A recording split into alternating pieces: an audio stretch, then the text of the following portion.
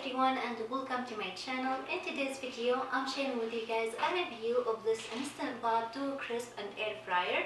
I'm going to show you guys all the different accessories and things that came with this model, as well as all the different settings and features that this machine can do for you. I'll be sharing with you guys as well 2 recipes that I tested out with my Instant Pot, whole chicken, like roasted whole chicken, and rice with noodles. I'm sure you guys are gonna love them. At the end, I'm gonna show you guys how to clean your Instant Pot, especially the pressure cooking lid. I'm gonna show you how to take it apart and wash it. So yeah, let's just go ahead and get right into the video. I'm gonna start by showing you guys, like I said, all the different accessories that came with this model. Let's just take this box out of the way first. Okay guys, so this machine comes with 1 base and 2 lids. You have a pressure cooking lid and an air frying lid. This is the pressure cooking lid. I'll show you a close-up look. This is the heat from the inside. This is just my finger right now. I was holding it like that. And here you have the steam release valve, and this is the quick release button. So you just press it whenever you want to quick release. And then something you should know, this doesn't need to press anything to seal the pressure. You just put the lid on. Once you twist it and lock it, it goes to seal position automatically. Now this is the air frying lid. It has this handle. It's kind of heavy. It's non-stick finish, so it's easier cleaning. You don't want to put this under water. You need to use like a wet rag with some soap. Maybe you can wipe it down because it does get some splatter on it. You have the air vent over here. So this one has the male power over here, and on your Instant Pot, here is the female power, and both of them have sensor connectors. So you just need to set your air frying lid on the Instant Pot, and you don't have to twist or lock anything. Just set it and it's ready to go. Now the air frying lid came with this protective pad. You need to use this one to set your air frying lid, because the air frying feature actually maybe more than halfway through it will beep and ask you to turn your food. So whenever you want to take the lid off, it's kind of heavy, so you really can't hold it with one hand and mix your food with the other one. So you're gonna have to set it. Don't you ever set it on your countertop, because we don't want any burn on the countertop, right?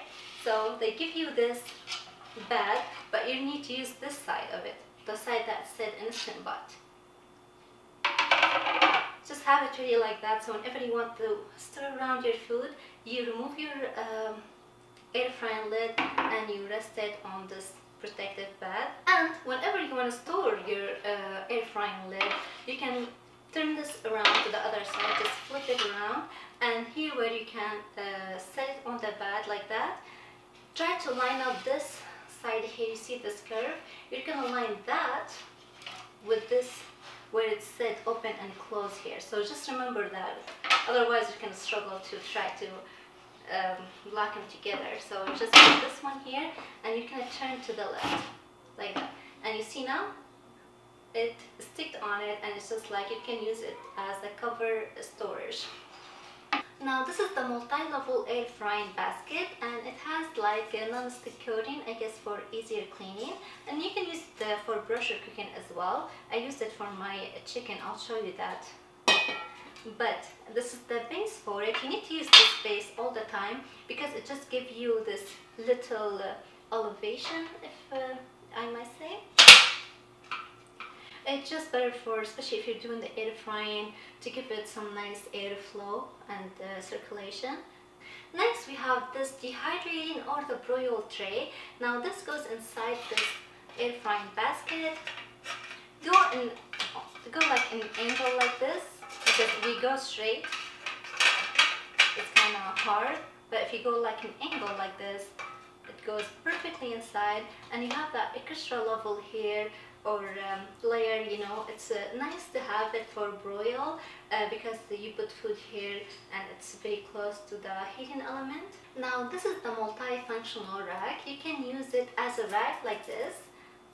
These will lock like a leg, and this one you can put it inside of your air frying basket like that. So you have again this extra layer or level here, or you can use it this way, which I used when I cooked my chicken.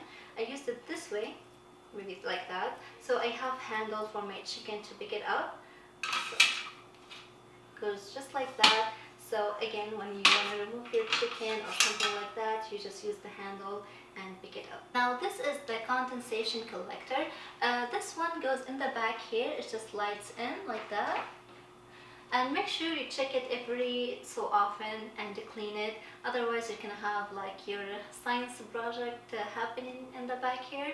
So I'll just check it every now and then and make sure I clean it. If any like residue, water or grease in here, you can use hot water to clean it, or you can just stick it in the dishwasher. Alright guys, and this is the inner pot. It is all stainless steel, as you can see. I like it. Some people like the non-stick ceramic better than the stainless steel, but I honestly don't. I really like the stainless steel better because you don't have to worry about any of that non-stick coating wearing down and into your food, or you know, cooking your food in chemicals. I really like it, and it's very easy cleaning as well. And it is the 8-quart size. I think all the dough crisp and air fryer, for right now at least, they only come in an 8-quart size, but I honestly like it. I like having the, you know, the space when I need it to cook whole chicken, or for example, you know, big batch of soup. And honestly, it's still good for small kitchen space like an RV, because you can cook a lot of different meals in just one kitchen appliance, so it's really good for that as well. And lastly, it came with these books. This is the safety, maintenance and warranty book, and you have the quick starter guide over here, and this is the cooking timetable. So it's just, I think mostly for the brusher cooking, so it just tells you some beans, how long you cook them for. For chicken, for example, here it tells you to cook the chicken 6 to 8 minutes per pound. It didn't come with any recipe books, but this one here, the bar on this book, if you scan it, it will take you to their website and you can get more recipes over there. Okay guys, so be sure to start out by doing the initial water test. It basically tests out your Instant Pot, make sure it's all functioning correctly, and it will steam clean the inside for you, so it's ready for you before your first venture. And even it will ease out the nervous if you are nervous, so I really highly recommend doing that. I already done mine. I did the water test on mine, so I don't have to do it. But basically, you just cook 3 cups of water on a pressure cooking on high for like 5 minutes. And just put in mind, it takes about like 10 minutes to build up the pressure, so make sure you add that to your time. So altogether, it will take about 15 minutes. But after washing out your inner pot and just dry it, you are ready to go and you can jump right into cooking. I really appreciate the aspect of the Instant Pot, how you can just put something in here and walk away, even leave the house if you want, and it will finish cooking just like you instructed to and be perfectly done, and it will even keep it warm for you up to 10 hours because it will automatically kicks over the keeping warm function. So it will just keep it warm for you, so you come back home for a nice delicious cooked meal and just waiting for you. Okay guys, so right now I'm gonna walk you through everything here on this control panel. Let's start with the pressure cooking. I actually didn't know this, but actually pressure cooking, they said it is one of the most healthiest cooking method. According to study published in the Journal of Food Science, they said pressure cooking actually preserve 90 to 95% of vitamins. So it is super good for you, and it is so easy. You just have to know the rules. Honestly, you really have to know the rules so your recipe turn out well. Now I highly recommend using recipes when you are learning about using the Instant Pot. I really recommend using recipes. They are a great free one actually online. I'm gonna link some of my favorites in the description box below, so you can check that out. Okay, I want to show you now. This Instant Pot has what they call smart program. They have it for the pressure cooking and for the air frying lid.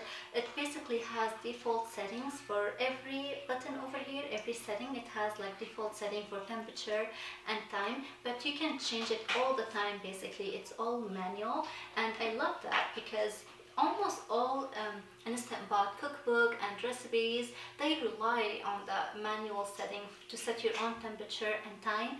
You can see here the minus and plus for the temperature, and over here the minus and plus for again, you can set your own temperature and time. I think except for broil, you can't change the temperature, but you can choose between 1 minute or 2 minutes. That's it. And again, I just love the fact that I can do my entire meal in one pot and basically set it and forget it, and no more checking back every few minutes to stir around and make sure nothing is boiling over your stove top. Okay guys, so right now I'm going to put the lid on for my next point. Okay. When your food is done cooking and the time is up, you need to release the brusher before you open the lid. Never force the lid off. It should slide easily when the brusher is gone. Which brings us to the two different types of brusher relief. You have natural release and the quick release. And this means that you can just let the brusher dissipate on its own by natural release. Just leave it alone, will do it by itself. Or you can just press the button here for a quick release and just force the brusher to come out. And the reason for using a quick release sometimes is it's not because you are impatient to wait for the natural release function, but because some food could be overcooked if you wait for it to natural release. A really good example for food that require quick release, if you're making, for example, eggs or rice. Sometimes some recipes for rice require the quick release, and a lot of the recipes, I think all the recipes that you can get right now online or in the cookbook, they should include one of the two terms. What should you use? Next, here we have satay, and I literally like this one. Unless you're doing like a dump everything in at once and turning your Instant Pot on and leave, I really highly recommend having all your ingredients ready and just, you know, laid out for you, because satay happens very fast. Even though it needs to preheat when you press satay, it needs to preheat like a few minutes. Once the display turns from on to hot, then it's ready to go. You can add your oil and start saute your vegetables. Like I said, I really like this one, and I use it almost in all of my recipes because I really like to develop some color on my vegetables and onion and just develop some flavor, and then I like to brush or cook it. Even the meat, I like to sear it first and develop some color before I brush cook the meat as well. So it's really great function and I like it a lot. Now slow cook, it's a great one too. If you used to have a crock pot, you would love this one. You can set it on high or low as well. And here we have steam. This is a great one as well. We all know the steam. You can put some water and steam your vegetable. It uses the brusher cooking lid as well. But I want to add that you can use the steam also for heating leftover that you don't want to dry it out. Like pasta, for example, you can just put some water in the inner pot and use the rag to put your pasta in a small pan and cover it if you can. Then you can put it here for like 15-20 minutes on steam. Like I said, use the brusher cooking lid, and really it will just heat up the pasta to perfectly temperature without drying it out or over cooking it. Next we have the sous vide. I hope I'm saying it right. Now this one I haven't tried yet, but it is something worth looking into because actually it will cook your food to precise temperature and it will hold it there so it doesn't overcook it, and it's very good. You can probably do steak, sous vide your steak, and then broil it using the air frying lid for a few minutes to give it some color. So that's a really good one too. I know a lot of people love it. And basically all this top function over here use the brusher cooking lid, and then here the bottom one we're gonna move on to, it's going to use the air frying lid. So we start here with the air frying. Now for air frying, if you have the older Instant Pot, you can purchase a standalone air frying lid and it will work perfectly with your existing, let's say your 6-quart Instant Pot. But like I said, this one, it came with the two lids, the brusher cooking lid and the air frying lid with one base. So this one will replace your older machine, or it's good for someone like me who didn't have an Instant Pot just yet. And for the air frying, I like using the basket with the rag, this one. So I have the extra space. I like it for batches of fries or chicken nuggets because they come out very nice and crispy. And like I said, I like using this basket for brusher cooking as well. That's how I made my chicken. So my chicken is not sitting in the water. I put the water in my inner pot, and then I put my chicken here to brusher cook it for maybe 25 minutes, and then I use the same basket to air fry to give it that crisp flavor and texture, I should say. And for roast, you use the same lid, the air frying lid. Now for bake, I haven't tried bake to bake any cookies or sweet, but it's a great one to use it for if you want to bake whole potatoes. I tried it for that. It's really nice when you don't have the time or space to turn on your oven.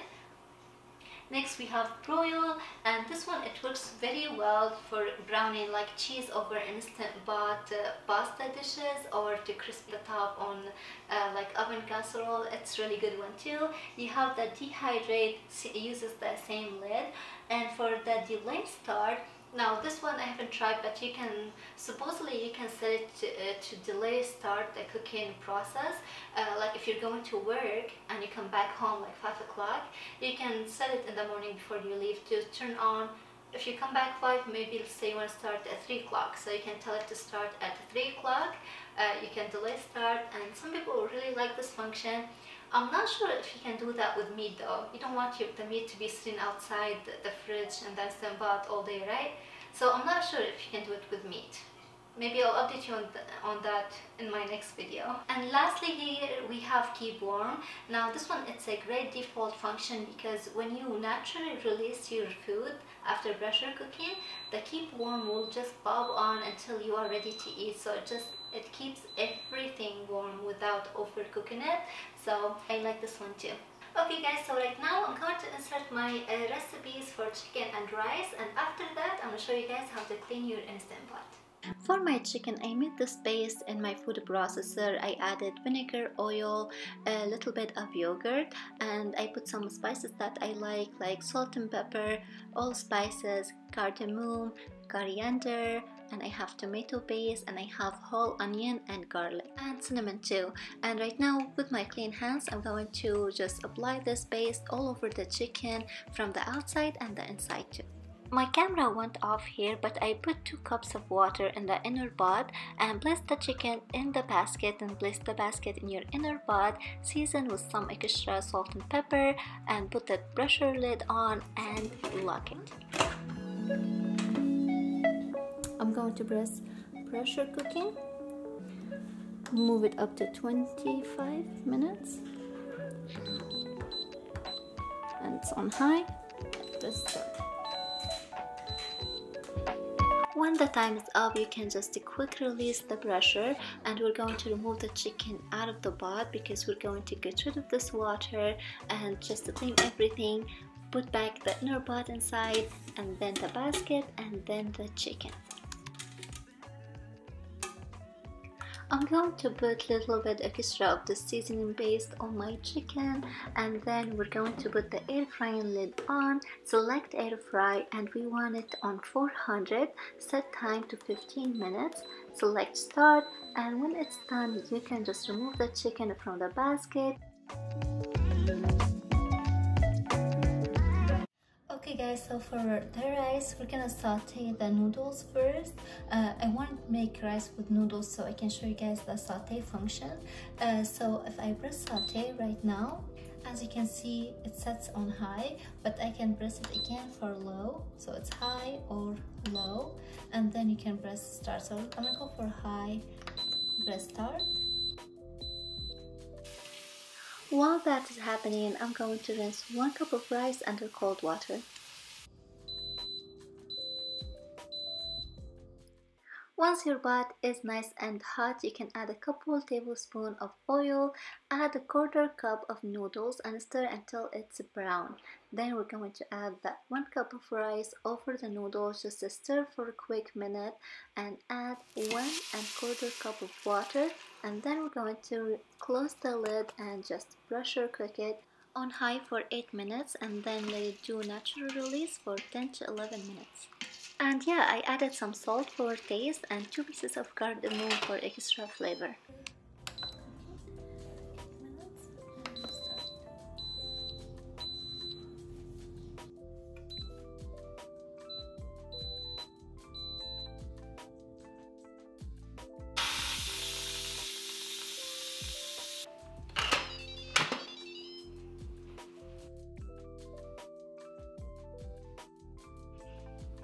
Okay guys, so now for cleaning your Instant Pot, actually it's very simple. Almost everything on your Instant Pot actually actually is dishwasher safe, so you can either wash it with your dishwasher or wash it by hand. I'm gonna put this page here so maybe you can screenshot it. But as you can see, here actually it shows you all the parts that are dishwasher safe and the one aren't. Like for example, the only thing is not dishwasher safe is the air fryer lid, your instant pot cord, and the base, basically this, not the inner pot, but this one. You can put this in the dishwasher, but everything else is dishwasher safe. The accessories as well, like this inner pot, you can just put in the dishwasher. If this giving you any hard time, if you have any burnt food here, you can just soak it up with some water and soap, and maybe 15-20 minutes you can just scrub it. If it's still giving you a hard time, you can use a barkeeper's friend. You can just put something in your inner pot and scrub it. And all the accessories like the basket, the racks are dishwasher safe. Now for the brusher cooking lid, now all the pieces comes out. Like for example, this one, this the release brusher release valve. You can just take it out like this. If you want to wash it by hand, maybe you can use like a little paper towel with something like screwdriver or pen to go inside and just get all the corner.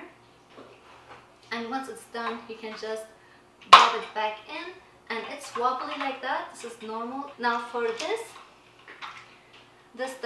when brusher is pressurized, it will go up, but this bend here you can remove as well. I will hold it from here like this.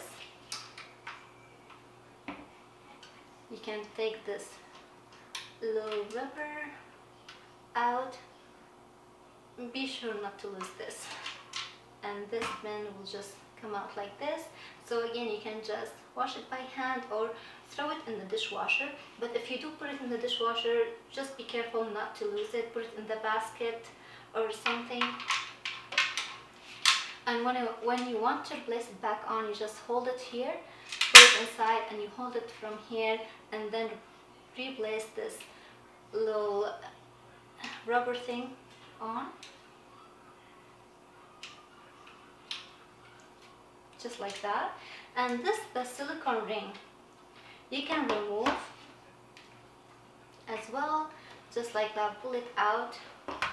Actually, more accessories are available online, and they are relatively inexpensive, but I highly recommend, if you want to purchase anything, purchase an extra one of these and have one for sweet, one for savory, because these rubber silicone rings, they do pick up odors and they stink, so you don't want your cheesecake to smell like chili.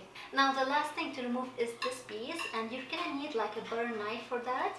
So I will just push it to the side, stick this knife underneath it, and pick it up, and will unclip. You can just use toothbrush or put it in the dishwasher to clean, and then make sure you replace all those pieces back on, because you don't want to lose any of them, and actually won't function correctly without those pieces.